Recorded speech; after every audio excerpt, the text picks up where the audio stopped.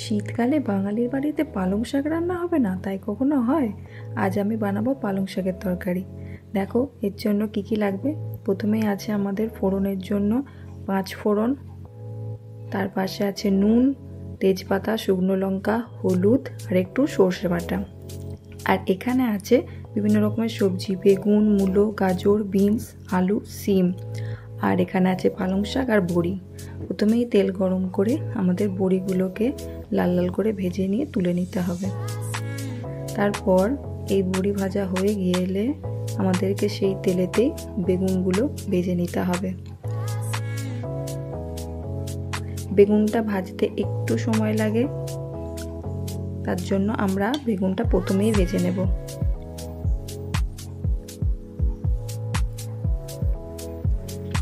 এরপর এর মধ্যে দিয়ে দিলাম অল্প একটু হলুদ আর একটু নুন। তারপর এটাকে ভালোভাবে মাখিয়ে নিয়ে 5 মিনিটের জন্য ঢাকা দিয়ে রাখতে হবে, যাতে বেগুন ভালোভাবে সেদ্ধ হয়ে যায়।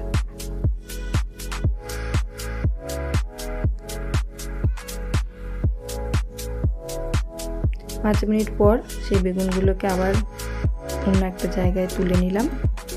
এরপর ওই কড়াই কিছুটা তেল গরম করে এরপর এর মধ্যে আমরা দিয়ে দেব প্রথমেই 5 ফোড়ন,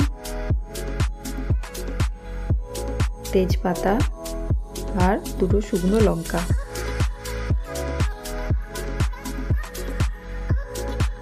এই শুকনো লঙ্কা, তেজপাতা আর 5 ফোড়ন এটাকে একটু ভালোভাবে ভেজে নিতে হবে। ভালোভাবে ভেজে নিয়ে আমাদের আগে থেকে যে সবজিগুলো কাটা ছিল সেইগুলো এর মধ্যে দিয়ে দিতে হবে।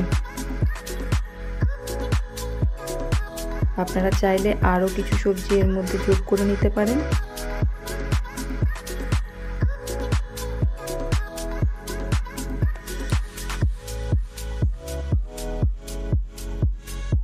একটু নাড়াচাড়া করে 2 থেকে 3 মিনিটের জন্য অল্প কিছুক্ষণ ঢাকা দিয়ে রাখতে হবে। দেখুন ঢাকনা খুলে এর মধ্যে আমরা এবার দিয়ে দেব একটু নুন, অল্প পরিমাণে, নিজেদের পছন্দ মতো নুনের পরিমাণ যে যেমন খান সে সেরকম ব্যবহার করবেন, আর 1 চামচ হলুদ। তারপর এটাকে আবার ভালোভাবে নাড়াচাড়া করে নিয়ে 2 থেকে 3 মিনিটের জন্য ঢাকা দিয়ে রাখতে হবে, যাতে সবজিগুলো ভালোভাবে ভাজা ভাজা হয়ে যায়। 2 থেকে 3 মিনিট পর দেখুন ভাজা হয়েই এসেছে। এরপর এর মধ্যে আমরা দিয়ে দেব সর্ষে বাটা। সর্ষে বাটাটা এর মধ্যে ভালোভাবে মিশিয়ে নিতে হবে। এরপর এর মধ্যে আমরা দিয়ে দেব পালং শাক।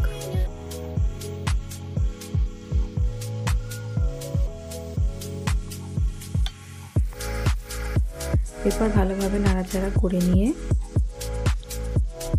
এর মধ্যে আমাদের দিয়ে দিতে হবে ছোট কাপের 1 কাপ মতো জল।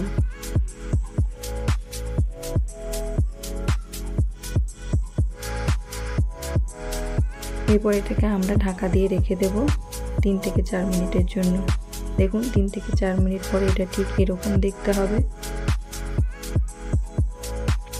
এরপর এর মধ্যে আমরা আগে থেকে ভেজে রাখা বেগুন এর মধ্যে দিয়ে দেব, আর দিয়ে দেবো আগে থেকে ভেজে রাখা বড়ি। বড়িগুলোকে অল্প কিছুটা গুঁড়িয়ে নিয়েছি, কিছুটা গোটা থাকবে, কিছুটা গুঁড়ো গুঁড়ো হয়ে যাবে।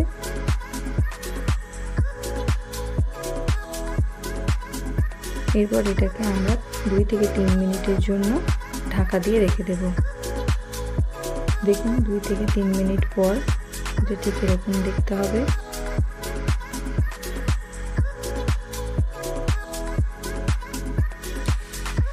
ব্যাস আমাদের পালং শাকের তরকারি তৈরি। এরপর নামানোর আগে আপনারা 1 চামচ চিনি দিয়ে দিতে পারেন। চিনিটা অপশনাল, যারা চিনি খান না তারা দেবেন না।